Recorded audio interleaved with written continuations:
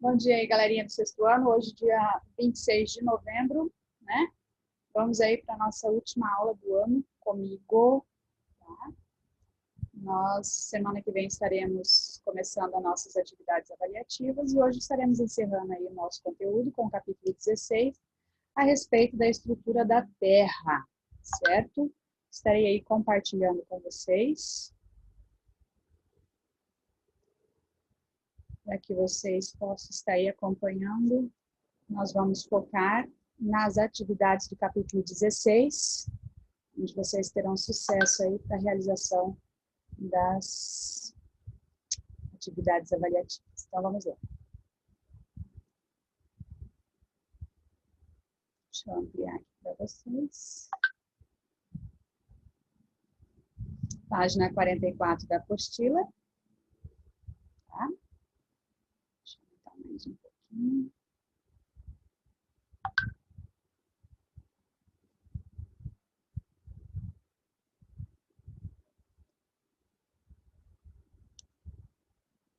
Ali, o gás oxigênio é usado na respiração, por exemplo, de plantas e animais,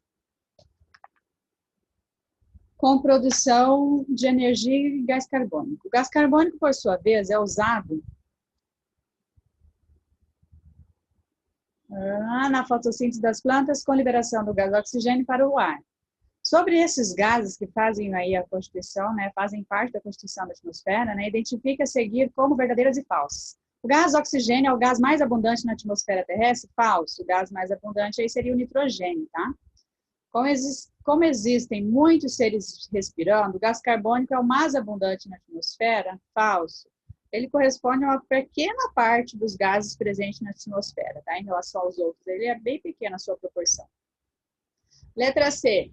Verdadeiro, o gás carbônico é um gás que retém o calor na atmosfera, é verdadeiro, que fala-se que é um dos causadores do efeito estufa do aquecimento global, né? E a letra D aí é verdadeiro, as plantas são importantes para manter o equilíbrio da atmosfera, pois retiram gás carbônico e liberam oxigênio no ar, verdadeiro aí como está falando. E a letra E, os gases do ar só existem na troposfera? Falso, né? Os gases eles vão existir nas camadas da atmosfera, lá na troposfera já vão estar aí, não vão mais estar nem concentrados, tá? Então, eles não existem só na troposfera, na atmosfera. Cada vez mais aí, né, que vai elevando aí a altitude, vai ficando mais escasso aí. Número 2.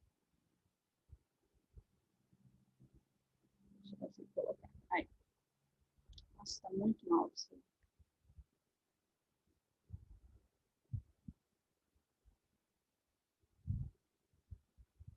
Todos os anos, turistas se aventuram, né, em terras geladas próximo ao Polo Norte, na esperança de ver a aurora boreal e ter uma experiência inesquecível, como a descrita a seguir. É muito difícil relatar o profundo impacto emocional que o fenômeno provoca, disse Trondsen, né, especialista em aurora boreal em Calgary, no Canadá. Tá? Eu as descreveria como luzes dançantes no céu. Elas têm uma espécie de ritmo, têm uma coloração distinta, é como uma música celestial em forma de luz.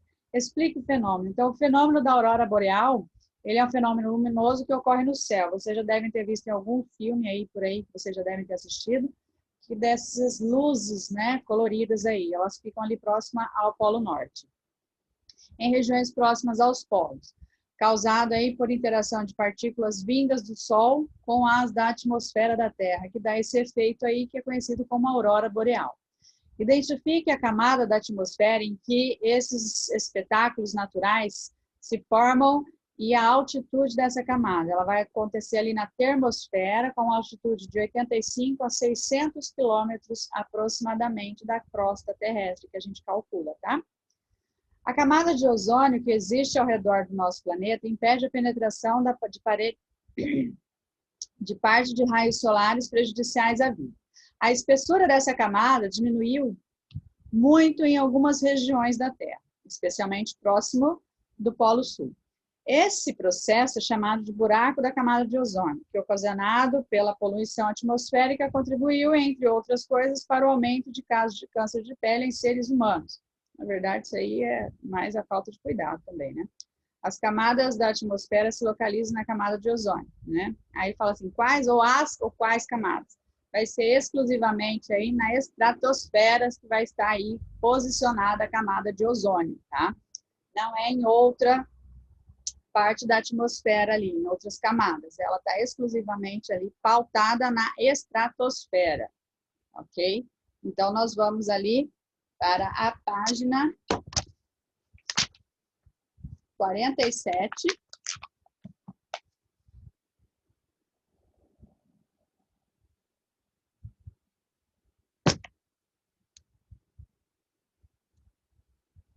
Deixa eu só passar.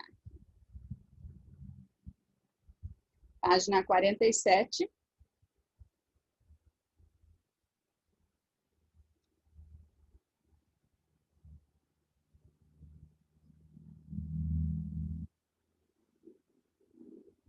Ali nós temos duas perguntinhas, deixa eu centralizar elas aqui. Uma pergunta, então, vamos lá. Ele está perguntando assim, só. Aí. Assim como ocorre em todo mundo, no Brasil, a água não está distribuída de forma equitativa, né? Ou seja, há locais em que ela é muito abundante e outros em que ela é bastante escassa. Como a escassez de água de boa qualidade se relaciona com a fome e a desnutrição, problemas ainda graves em nosso país. Então, quando a gente fala da escassez de água, a água significa vida, né? Vida e abundância. Quando a gente fala em escassez da água, a gente está ligando aí a parte da agricultura, vamos dizer assim, né? Sem a água não tem como ter plantio, cultivo de alimentos aí, criação de animais, como está falando aí, né? Ficam bastante prejudicados ou até impedem que esse tipo de estrutura exista, né? Porque sem água não vai ter estrutura nenhuma para cultivar nenhum tipo de alimento, né? E nenhuma criação de animais, afetando assim os pequenos, principalmente os pequenos produtores, né? Que fazem a retirada do seu sustento através, né? Do cultivo de alimentos ou até mesmo de criação. Então, isso afeta diretamente a renda, né? Da produção, dessa família de agricultores, por exemplo. Então, dessa forma, a escassez de água, especialmente em locais onde há pobreza, já existe agravos problemas de fome e desnutrição. Por quê? Porque começa a existir a falta de alimentos, né, para que haja aí pelo menos a manutenção básica da vida. Para fins de estudo, a Terra pode ser dividida em esferas terrestres, cada uma com propriedades específicas. Dessas esferas, até agora, você já conheceu a atmosfera, a hidrosfera, a biosfera.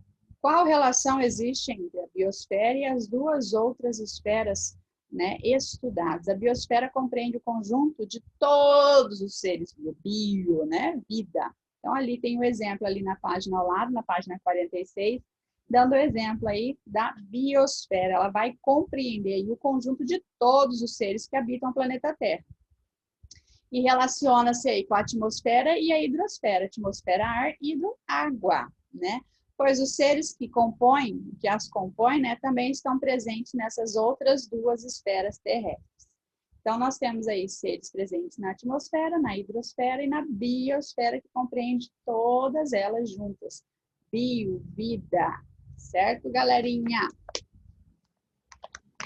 E passando aí para as páginas seguintes, vamos direto. Opa, minha postura aqui deu bugado. Nós vamos ali para a página 52. Então, vamos que vamos aí com os nossos trabalhos do dia de hoje para finalizar o nosso conteúdo.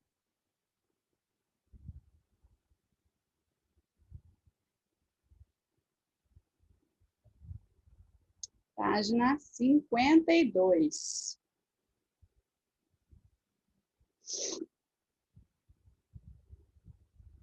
Mais uma página passando.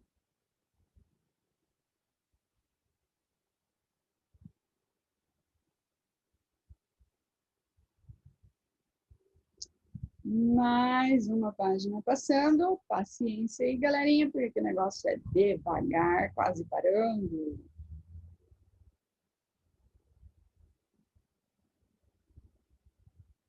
Vamos, apostila. Olá, vamos chegar agora nas nossas questões da página 52, onde ele está pedindo para nós explicar, né? Explique aí por que é possível afirmar que não existe seres próximos ao centro da Terra, de acordo com esse conhecimento específico. O interior, ou seja, o centro da Terra, possui aí altas temperaturas, né? Então, não tem aí também registro de gases da atmosfera, como o gás oxigênio, que é essencial para a respiração aí também, né? E o gás carbônico, que é necessário para a fotossíntese. E fora que a pressão exercida aí pelas camadas rochosas superiores é muito grande. Então, todos esses fatores vão impossibilitar que haja vida ali próximo ao núcleo, né? Ou seja, ao centro da Terra. A litosfera é a estrutura rígida, não contínua, formada por várias placas tectônicas, né? Ela é considerada a quarta esfera terrestre e interage com a atmosfera, a hidrosfera, a biosfera. Explique essas interações. Então, a atmosfera, que tem na sua composição tem sua composição alterada aí na interação com a litosfera, quando, por exemplo, vulcões lançam, olha ali o exemplo ali na página seguinte, na página 53 ali, a gente tem ali uma foto de um vulcão expelindo lava ali, né? Que lançam gases e cinzas no ar. Então, isso faz o quê? Com que haja alteração, né, da composição da atmosfera. Já a parte da hidrosfera, que ocupa a parte superior da litosfera, né, e o restante aí é o vapor d'água no ar, e a biosfera ocorre também sobre as camadas superficiais da litosfera e as camadas mais profundas do solo. Então, aí a gente tem a interação entre elas. Então, a atmosfera, vou ler novamente, a atmosfera tem sua composição alterada na interação com a litosfera, quando, por exemplo, vulcões lançam gases e cinzas no ar. Parte da hidrosfera, ocupa parte superior da litosfera, falando ali que é a estrutura rígida, a litosfera é a estrutura rígida, né? E o restante aí é vapor d'água no ar, que a gente não vê, né? Que são as partículas, que dá umidade ao ar. E a biosfera ocorre também sobre as camadas superficiais da litosfera, que é o que a gente consegue ver, e nas camadas mais profundas do solo, aí, que a gente sabe que o solo é rico em seres vivos, né? Além também de outros componentes que fazem parte. Então, aí concluímos esta páginazinha 52. E vamos passar para frente. Para concluir o nosso conteúdo, nós estaremos ali nas páginas finais da nossa apostila, que é a página 61, galera.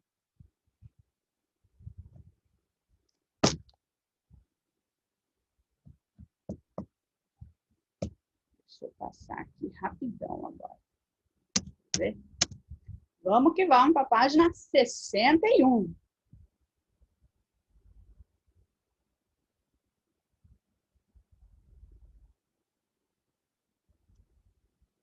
E chegamos nela.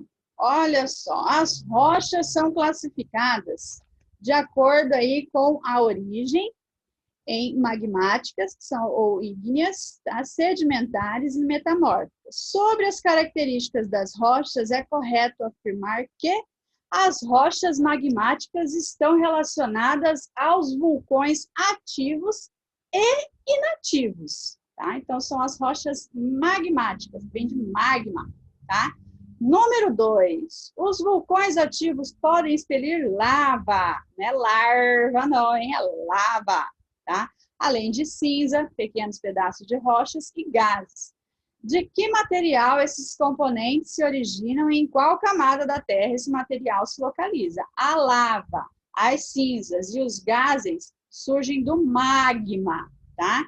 Que se localiza aí no manto abaixo da litosfera. Beleza?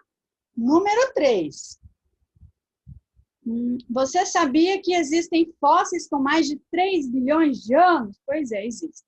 Sobre a informação de fósseis, analise cada afirmativa a seguir e assinale V para verdadeiro e F para falso. Em seguida, justifique as afirmativas falsas.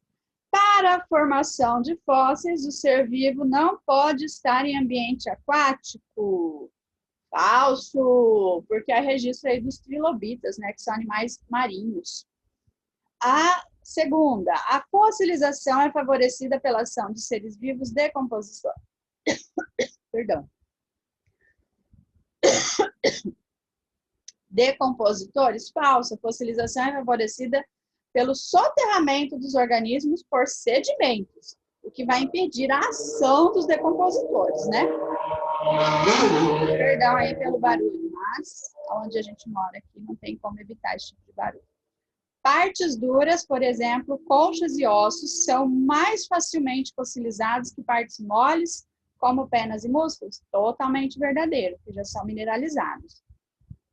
E a última afirmativa aí, que é falsa, a formação de fósseis é um processo relativamente comum. Pelo contrário, é muito raro. Por isso, os fósseis representam bem a diversidade de vida do passado? Não, a formação dos fósseis aí é um processo muito raro, o que não revela aí totalmente a biodiversidade do passado, porque é muito raro encontrar fósseis e ter a fossilização aí concretizada, por inúmeros fatores que podem prejudicar essa fossilização. Tá? Então, vamos para a página 62.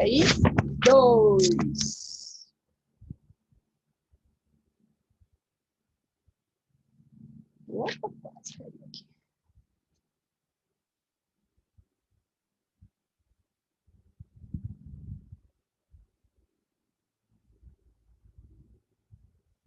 Aí a gente tem para fazer aí que a Terra tem várias estruturas, né, que pode ser compreendida em um conjunto de camadas, né, e aí pede para identificar essas camadas na figura. Então, eu tenho a mais externa, é a crosta, depois o manto superior, manto inferior, núcleo externo e núcleo interno. Essas são as camadas que estão compondo a nossa planeta, o nosso planeta, dizendo assim, né? Há cerca de 65 milhões de anos, houve um processo em que 75% das espécies foram extintas, incluindo pterossauros e dinossauros, né? Esse número foi calculado com base nos fósseis encontrados, mas não é fácil estimar quantas espécies foram extintas em períodos mais antigos do que isso, pois há relativamente poucos fósseis. Os cientistas afirmam que, de todos os seres vivos que já existiram em nosso planeta, apenas pequena parte está preservada nos fósseis. E aí ele fala que é para a gente propor pelo menos duas explicações para esse fato. A primeira, né, 3 explicações possíveis aí. A primeira, as condições de formações dos fósseis que são raras, é necessário que o ser vivo ou seus vestígios, né, sejam recobertos por sedimentos antes da decomposição. Isso aí facilitaria, mas como é raro, existe o processo de decomposição primeiro. Tá? Por isso que a gente tem ali poucos fósseis. Uma outra explicação para a quantidade pequena de fósseis, né? Os fósseis podem ser, não podem não ser encontrados porque as áreas em que estão são inacessíveis ou nunca foram escavadas. Também, grande parte disso. Aí a terceira explicação, que as rochas sedimentares mais antigas podem ter sofrido desgastes e se transformado em rochas metamórficas. Né, o quê? Simples assim, né, Pedro? Veja a seguir aí uma rocha localizada no litoral. Durante a maré baixa, ela fica exposta à ação das ondas, do vento e do calor, que é a primeira imagem. Na maré alta, os ouriços do mar se abrigam nessas fendas e acabam por aprofundá-las, o que vai aumentando aí esses buracos, essas circunferências aí vão aumentando, porque os ouriços vão fazendo aí uso dessas supostas casinhas, né? Quais são os fatores do intemperismo que agem sobre as rochas? A ação das ondas, da água, do vento e do sol. E temos aí a colocação dos seres vivos, que são aí a colocação dos ouriços, né? Os ouriços aí, então, o intemperismo vai ser aí, né, a modificação que as rochas vão passar aí por algum fator externo. Quais são eles? A ação da água, das ondas, do vento, do sol e dos seres vivos. Descreva o que acontece com a rocha que sofre intemperismo. A rocha sofre desgastes, né? Qualquer rocha que sofre intemperismo. e formam-se pequenos grãos ou sedimentos que se soltam e deixam a rocha. Na foto lá anterior, os buracos na superfície da rocha são resultado desses desgastes. Não é que todas as rochas vão fazer a mesma coisa, tá? São aí um exemplo do que o intemperismo pode fazer, ok?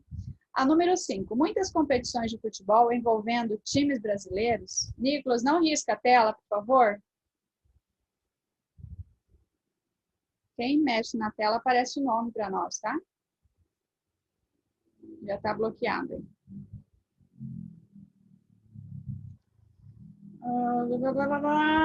Locais de altitudes elevadas, como a cidade de La Paz, na Bolívia. Vocês já devem ter visto vários jogos, vários times jogando em La Paz, que fica uma altitude de 3.600 metros acima em relação ao nível do mar, né? Para efeito de comparação, considere a cidade de São Paulo, por exemplo, que fica a 1.135 metros acima da altitude do nível do mar. Quando a gente vê os jogos, os jogadores sofrem com a falta de ar, porque quanto mais alto, mais rarefeito fica o ar. Então, explica a diferença de esforço para respirar que existe em locais mais próximos do nível do mar em relação aos locais de maior altitude. Então, quanto maior a altitude, mais rarefeito o ar, ou seja, diminui aí a quantidade de gases disponíveis, inclusive o oxigênio, que é o que mantém aí, que a gente utiliza para a nossa respiração. Tanto que nos jogos a gente tem aí a percepção de ver alguns cilindros de oxigênio ao lado do campo para que os jogadores, né, por estar fazendo um esforço excessivo, gasta-se mais oxigênio, precisa-se, né, de consumir mais, gastar não, consumir mais oxigênio e precisa ser reposto rápido. Isso aí só é feito através de cilindros de oxigênio, para melhorar o desempenho do jogador, tá? Por isso que o esforço respiratório é maior em locais muito elevados. O oposto ocorre em locais mais próximos do nível do mar, onde a disponibilidade de oxigênio é maior. No caso nosso aqui, a gente está numa altitude não muito elevada em relação ao nível do mar, é um pouco a mais de 1.000 metros acima do nível do mar, o que não tem efeito sobre a disposição de gases para nós, por isso nós temos a respiração aí tranquila. No Brasil foram encontrados muitos fósseis entre plantas, animais e seres microscópicos. A maior parte dos fósseis encontrada é enviada para museus de história natural, que são importantes centros de pesquisa científica. Em 2018, houve um incêndio no Museu Nacional do Rio de Janeiro, destruindo a maior parte do acervo, cerca de 20 milhões de peças, entre elas muitos fósseis. Explica a importância dos fósseis para o estudo do planeta Terra, né, e da conservação de espaços como o Museu de História Natural. Os fósseis, eles trazem informações de seres vivos do passado, que vai fazer com que a gente entenda aí, né, como que eles viviam. Então, isso é importante. Então, ele é fundamental para que a gente consiga compreender aí a história de tudo que aconteceu no nosso planeta. E a preservação desses museus, para abrigar esses registros fósseis, é importante para garantir que esses vestígios estejam sendo ali, né, guardados em locais adequados, a sua conservação a ser acessada aí de forma mais fácil e com segurança por pesquisadores e pela sociedade em geral, que a gente tem a possibilidade de ver esses fósseis expostos em grandes museus também, né? Então, vamos ali para a última página, gente, da apostila. Olha que legal, 2 perguntinhas apenas. Vamos encerrar com chave de ouro.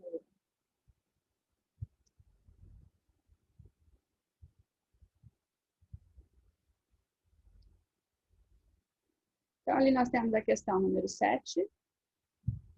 Que vai falar que a biodiversidade é um conjunto de vários tipos de seres vivos, né, de seus ambientes, e representa uma riqueza para o país que abrigam em maior quantidade. Com relação à biodiversidade brasileira, responda o que se pede aí. Como se classifica o Brasil em termos de biodiversidade? Pouco diverso, diverso ou mega diverso? Mega diverso. Porque a gente abriga aí, em relação a outros países, uma grande parte da biodiversidade mundial. Por isso que os países ficam aí doidos para poder dar pitaco aqui dentro do Brasil. Como você avalia o estado de conservação da biodiversidade brasileira e ela está protegida? Isso aí é uma resposta que vocês vão ter que dar sozinhos. Aqui tem algumas justificativas, né? Fala que a biodiversidade precisa ser mais bem preservada, concordo. O que justifica baixos recursos, né? Hoje a gente está vendo aí que está tendo um maior investimento frente à proteção da biodiversidade brasileira, frente aí a pesquisas e a demandas da unidade de conservação, né? Unidade de conservação de terras indígenas.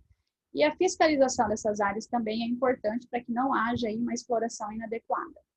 E, além disso, pode-se apontar que em 2019, queimadas e desmatamentos ilegais bateram recordes no país, dados controversos, né? Especialmente na Amazônia e no Pantanal, ameaçando a biodiversidade e a diversidade biológica aí num todo, né? E no dia a dia, há diversos tipos de rochas ao seu redor. Todo mundo consegue ver uma rochinha aí durante a caminhada, por exemplo. Observe o ambiente de sua casa, de sua escola, no seu caminho que você costuma percorrer todos os dias. E liste algumas rochas presentes, né, nesses espaços. Se vocês tiverem aí a possibilidade de fazer isso daí, façam essa listinha, pesquise na internet aí para poder identificar essas rochas que estão aí fazendo parte do dia a dia de vocês aí, que vocês não dão muita importância. Mas isso aí vai nascendo aí através dessas observações o cientista de vocês. Aí. Então, observem o que está ao redor de vocês. A observação aí faz a diferença. Galerinha, aqui concluímos o nosso capítulo 16, concluímos a nossa apostila módulo 4. E semana que vem estaremos aí iniciando as nossas atividades avaliativas. Foi um ano atípico, foi muito bom estar com vocês. Espero aí que a gente possa estar convivendo melhor ano que vem, né? Presencialmente, de preferência, mas que seja reservado a Deus o nosso futuro e que faça a vontade dele para a nossa vida. Desejo para vocês aí um grande sucesso nessas atividades avaliativas, um Natal esplêndido, cheio da presença do Senhor, e uma virada de ano aí com muitas expectativas, muitas bênçãos na vida de vocês e sonhos a serem realizados. Ó, um beijão para todos e até o 7º ano. Beijo para todos. Deixa eu ver que tem pergunta aqui. Beijo para vocês, gente. Maiara, até amanhã de tarde.